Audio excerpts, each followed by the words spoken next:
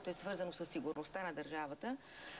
Но преди това ще помоля господин Червеняков да отговори на два-три въпроса, свързани с последната информация около вас и вашия съпартиец Кирил Добрев.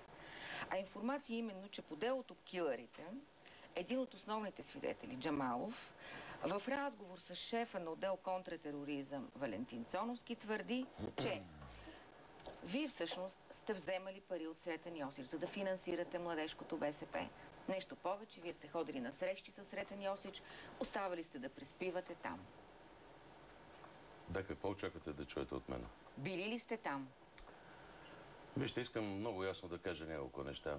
Първо, присъединявам се към вашите апели да затърсиме доброто в хората, да не се подаваме на онова, което в кризата избоя отгоре, на повърхността, да се опитаме по някакъв начин да говорим за сериозната политика, тези думи, които си разменихме преди да влезем в студиото, и да оставим всичко това на онези, които се стремат да търсят другия бекграунда на политиката, технологията на правене на властта, на тях.